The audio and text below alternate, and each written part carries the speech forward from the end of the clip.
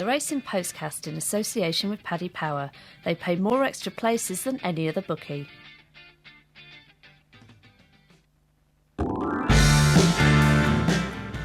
Hello, this is Mark Story in the Racing Postcast. With me today, three guests. Nick Watts, anti-post guru. Johnny Ward, who knows everything about everything in Irish racing. And Brendan Duke from Paddy Power. Hello, gents. Good morning. Good afternoon. Now, Johnny, I'm going to come straight to you. I want you to tell me about the Curragh yesterday and what was it like balancing that with Ireland's game? Yeah, I think they lost the argument there anyway. It was a fairly small crowd at the Curragh, which was disappointing, but, it's kick-off at 2 o'clock. I don't really see what the Curragh could have done. As is the case in general in Ireland, when there is a race meeting which clashes with a major sporting event, the racecourses make a hell of an effort to ensure that you don't miss much of the action. So obviously the big screens would have had the football on, but there was definitely a feeling that what was happening at the Curragh yesterday, despite 4 group races taking place, was secondary. What about you, Johnny? How did you cope with it all?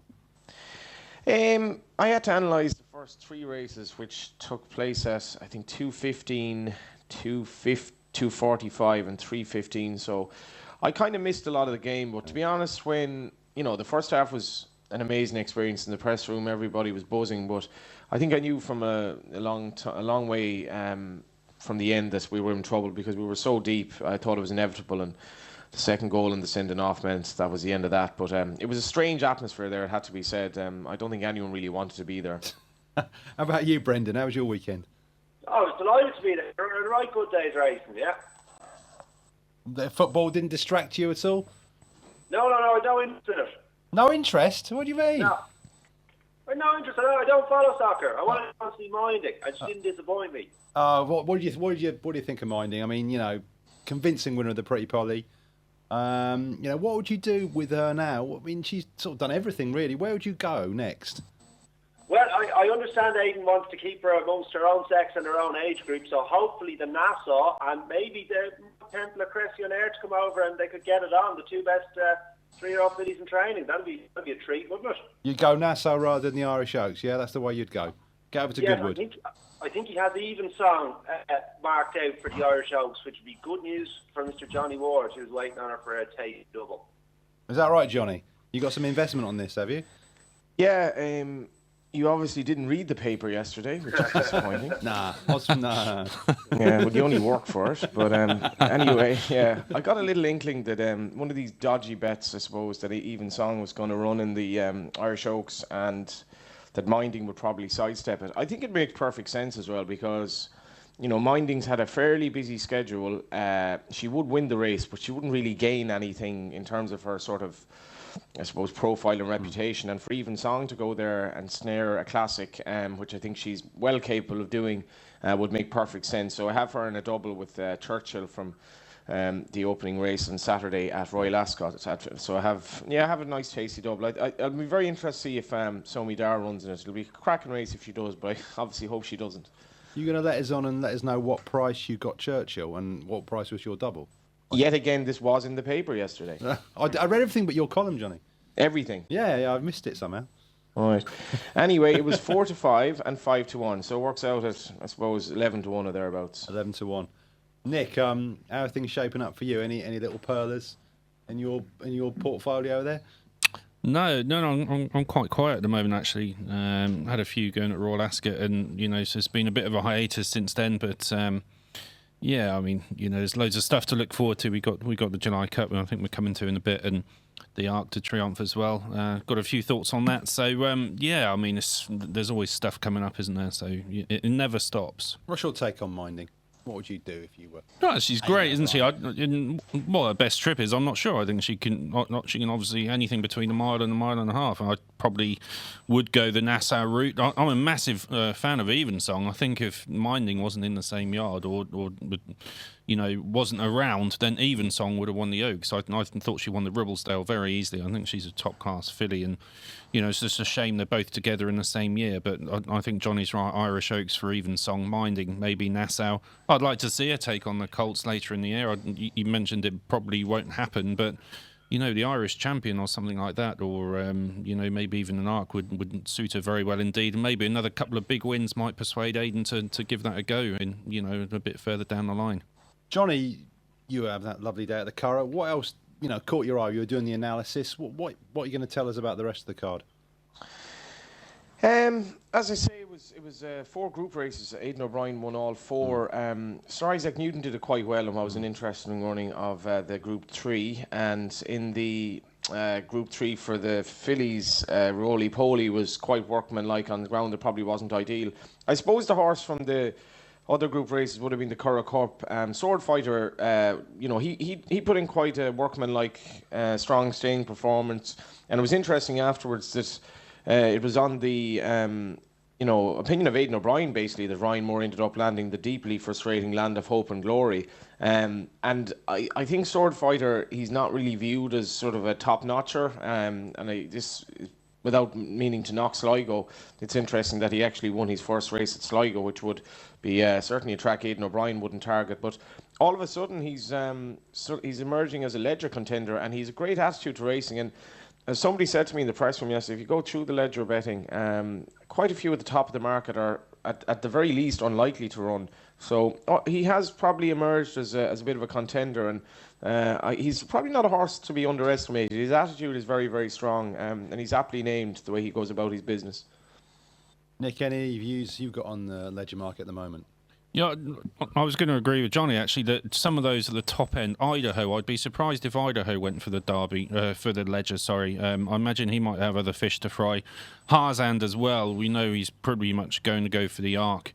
So there is a few of these that, US Army Ranger would be another one. I'd be surprised if he went for the Ledger as well. So there's a few of these that might not turn up. In which case, the Sword Fighter does have an attractive look to him, because, as Johnny said, he's kind of come out of the blue, come from nowhere, and he's won his last 2 starts. Big price at Royal Ascot, and I just really liked the way he went about it yesterday, all the way up the home straight. I never thought he was going to get past, because he just looked so tough and kind of streetwise, and I just never thought the others were going to get to him. So I think he is quite interesting for the Ledger. And Aidan O'Brien giving him a positive bulletin yesterday that might be where he ends up. I'd be amazed if Idaho went there. They must have other options for him, I would think. The only thing I would say about Sword Fighter yesterday, the horse he beat would finish second in a walkover, and it'll be interesting to see if he can step up and take on better horses. And as Nick says, Idaho, I'd be very, very surprised if he were to go down that route. I think he ran a blinder on Saturday, but I think he will have, as Nick says, other fish to fry as well. The other one I liked yesterday, Johnny, I can't pronounce it. That horse of Tommy Stacks that won the maiden looked pretty good. Alexios Komninos. Yeah, who was he? Who's he named after? Come on, Johnny. I could do a very cheeky, furtive Google search here, but I won't, and I'll admit I don't know who he is. I went into the press room yesterday, a little bit weary after a very long day on Saturday, and I said to everyone, you've got to take on this favourite in the first race at even money, Taj Mahal, a brother to Glen Eagles. I said he's so many negatives against him. And basically I was talked around. They said, if this horse is doing what they're talking about at home, you will not be laying him. So I didn't lay him in the end anyway. And he was beaten after about 100 yards. And this horse, this unheralded Alexios Komninos, who looked very green afterwards in the parade ring, and looked quite raw, I thought, in the race at times as well. He won by 3 lengths going away. He's by Choisier out of a Mondieu mare. So he's an interesting kind of mix of stamina and pace in his pedigree. And he's definitely one to keep an eye on, Nick, all right, going forward, but I wouldn't take one's eye off Taj Mahal either, or for that matter, Inca Gold, who's an eye-catching second for Ballydoyle in the race. Johnny, he's a 15th century Italian Renaissance painter, actually, mate. So, but it took you a long time to pick that up. No, I've not got a phone. I've not got a phone here. I just right. It's just my thing, No, so Brendan, Sword Fighter. What sort of prices are we looking at for Sword Fighter and the rest of the Ledger? Sword Fighter is 8-1 currently for the Ledger. He's co-third fab along with Harzand and Red Bird, and they are behind 6-1 fab Idaho, 7-1 Wings of Desire. Then 10-1 brings in US Army Ranger and Across the Stars, 12-1 Algometer, Muntaha, and 14's Bar. What do you fancy, Brendan? Well, I'm not sure if I can be an objective witness, because the only winner I backed all weekend was Sword Fighter. And it was such an interesting race, because to look at them beforehand, I mean, Sword Fighter isn't half the horse Land of Hope and Glory is. Few are. Land of Hope and Glory is a magnificent looking horse. But it's all about attitude, as Johnny says. Sword Fighter, a warrior of the turf. against Land of Hope and Glory, a complete surrender monkey of the turf. So he did me such a good turn. It was a terrible weekend, but it would have been a lot worse without him. So I'll go for him, but I'm not sure how objective I'm being. Here's Paddy Power's latest horse racing offer. It's money back as a free bet if your horse finishes second to the SP5 at one meeting every day this month. Paddy Power, you're welcome. Max free bet £25, 18 plus. Please gamble responsibly. Gents, Johnny, you were at the Curragh. You were there on Saturday as well.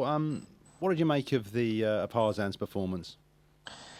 The Curragh's disappointing crowd, I think, was something to ruminate over. It was massively down. I think it was around 18,000 on Saturday, and not everyone in the 26 counties of the Republic of Ireland were over in France following the football team. So definitely the Curragh have to ask what's going wrong. I think that the place is pretty much a kip at this stage is the main negative. But what was so disappointing was the fact I thought it was a really, really good race, and we didn't have the Epsom second there, but we had the first and third, and we had a really, really intriguing tactical battle between Smullen and Moore. I thought Ryan Moore gave Idaho an absolutely fantastic ride, but I suppose we did expect Tarzan to pull out more, despite the fact that there were some sort of negative vibes going around the week. He was really strong in the wagering beforehand, and his attitude was terrific. They pulled nicely clear of, albeit a long shot in third. I thought there were two outstanding, maturing, middle distance prospects in the middle of the season, which is exactly what the Irish Derby should be, but unfortunately there weren't many there to watch it. Nick, was it a better race than the Epsom Derby? It was broadly similar, wasn't it, really? If you take Tarzan and Idaho, got a little bit closer this time, but still couldn't get past him. I think Idaho's a really good horse. I just can't quite work out what route he's going to take in the latter half of the season with him.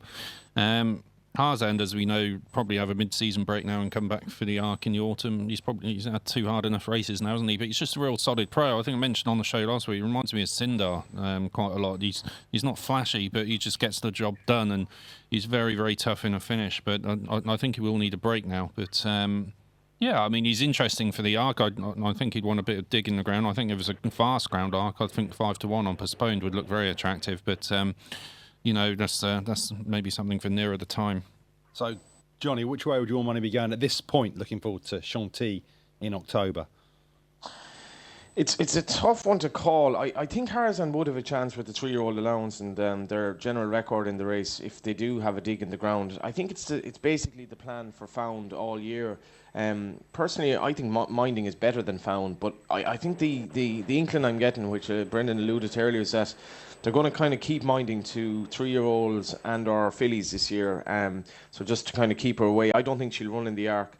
At this stage, I think, you've got to look at Dermot Well's record in these races all over the world. If he targets a race, he's a genius. There's no other word for it, really. And I think this horse has the right attributes. And Dermot was actually keen to kind of extol the horse's pace, actually, after the Derby as well, in the press conference afterwards, which I thought was quite notable, because he's not as slow as maybe he looks. He's just very courageous, and I think he's definitely a player. Obviously, you do have that proviso about the ground, but I'd be keeping Tarzan on side. I really like the horse, I have to say.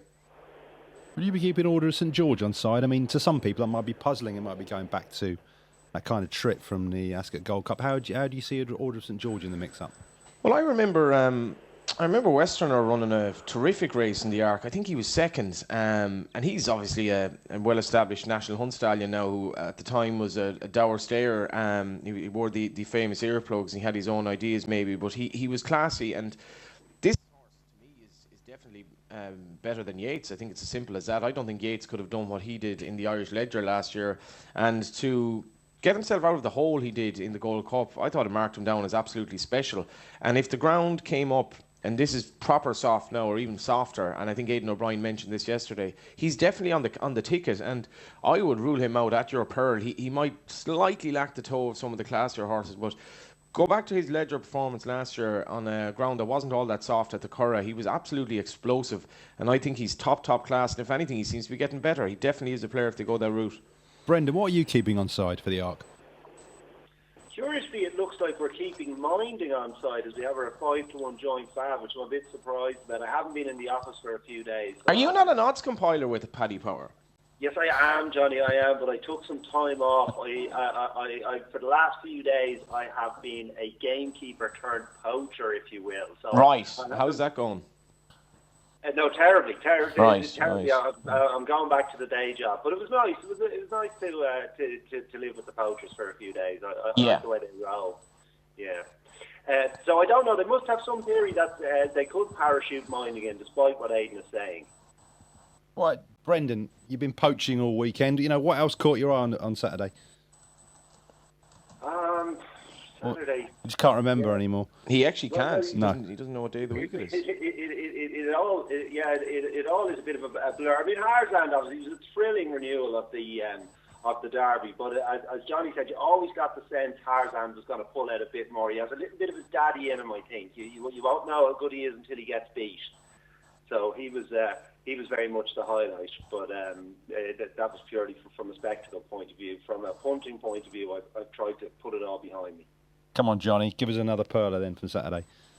From Saturday, I thought often these weekends, if you focus wholly on the big races, you can kind of miss out and stuff, because there were some really interesting maidens.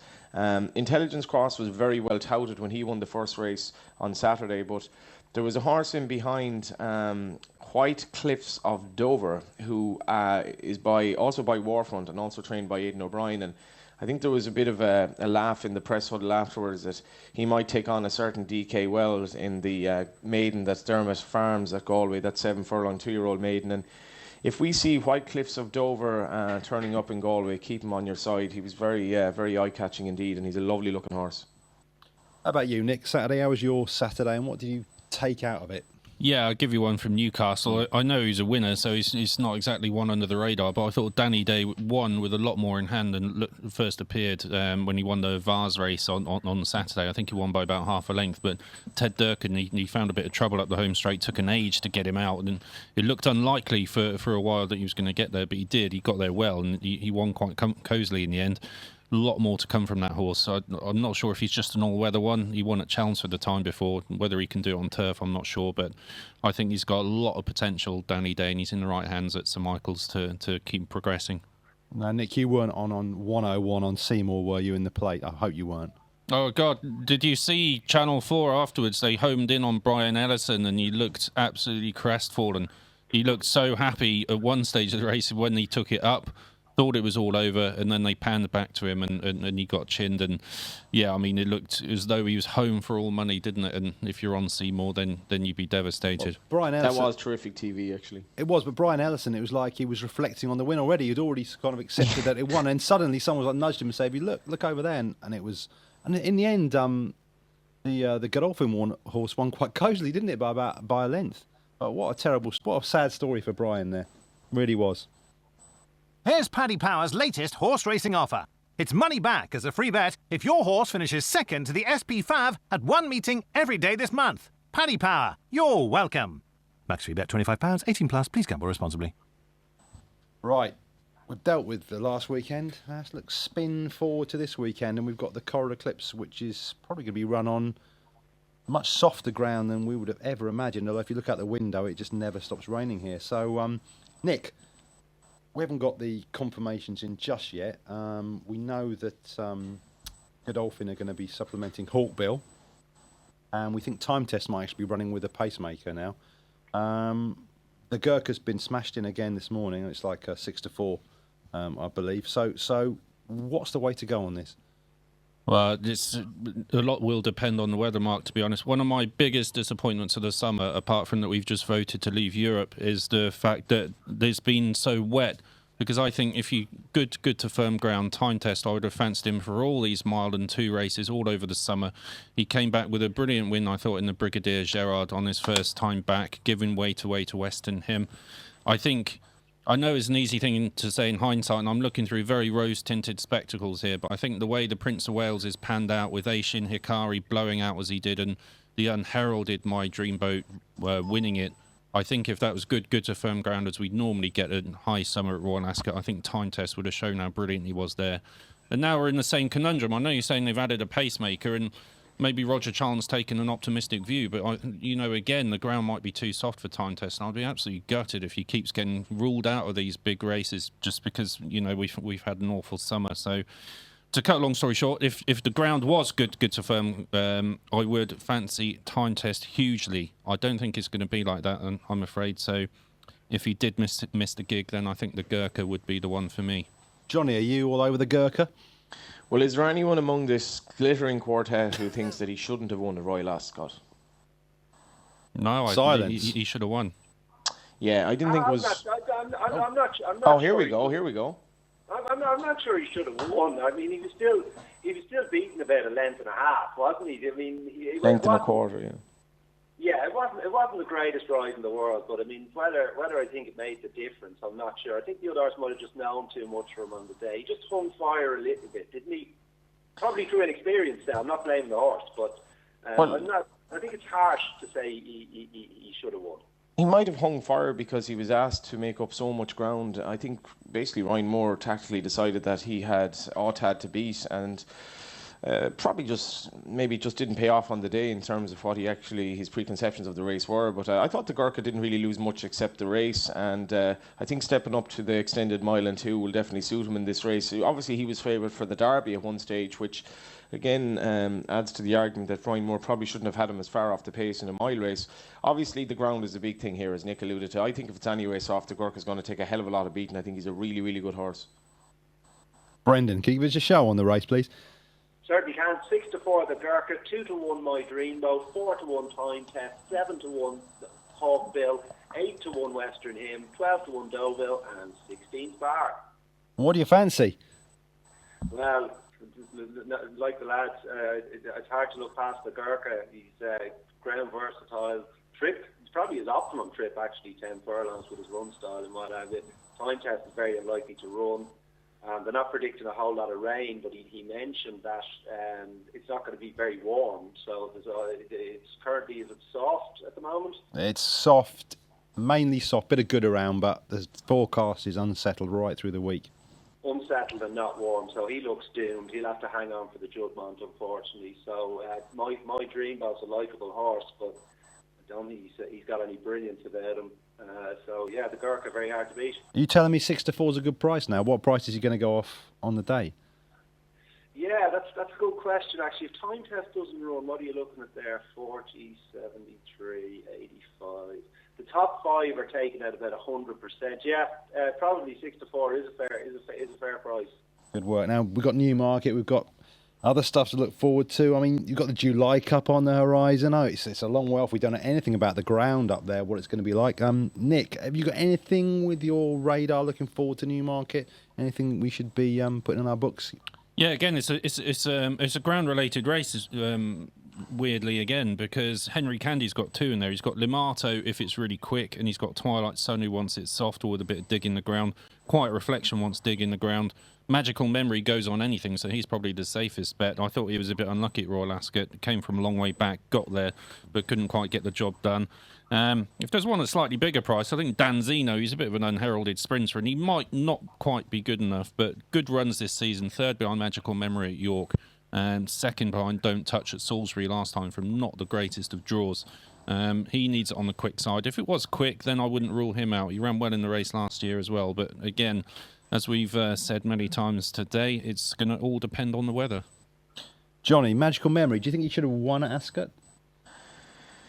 I suppose again it was one of those races. If it were ran tomorrow, it might be a different result. We're talking small margins here, about a half a length separating maybe 4 of them. I guess from an Irish perspective, will Air Force Blue run in this race? Will he ever win again? I suppose is one question. I think a lot of people have lost hope in him. Personally, just to kind of prove, much of us wrong, I'd love to see him win this race.